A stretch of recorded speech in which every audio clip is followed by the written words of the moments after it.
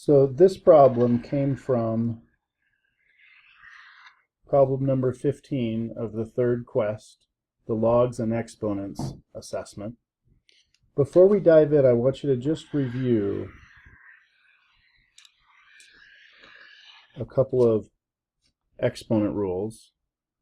I think 1 through 4 are pretty obvious. Number 5, if 2 to the 5x plus 1 equals 2 to the 3x, if we took log base 2 of both sides, you could just set the exponents equal because the bases would cancel out. Now, as we jump into this problem, it looks very complicated, but what I do notice is that 4 can be made up of 2, and all of the other bases are 2. So I could rewrite this problem as 2 raised to the 2, because that's 4, and all of that is raised to the t to the 4th over 2 to the t cubed is equal to 2 to the k t cubed.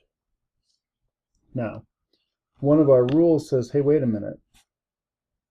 2 is raised to the t to the 4th, just like 2 is raised to the 3rd, so I multiply those exponents.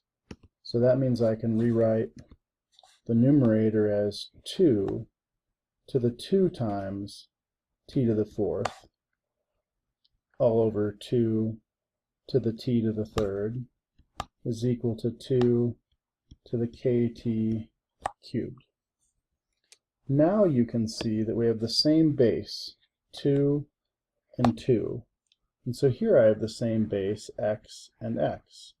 X cubed over x squared is x to the 1st because I subtract my exponents. Well, I can do that same thing to these exponents and rewrite this as 2 to the 2t to the 4th minus t cubed. I had the same base and I just subtracted my exponents.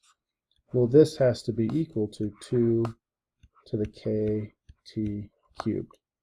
Now we're looking at this rule. Since I have the same base 2, I can take log base 2 of both sides and set my exponents equal. Doing so, I get 2t to the 4th minus t cubed equals kt cubed. Well, hopefully you can see that dropping the f-bomb might work because we have t cubed in both terms.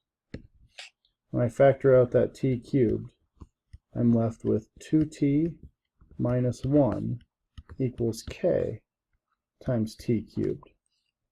Well, if I go ahead and divide both sides by t cubed, I'll be left with k equals 2t minus 1. That's the answer that we thought.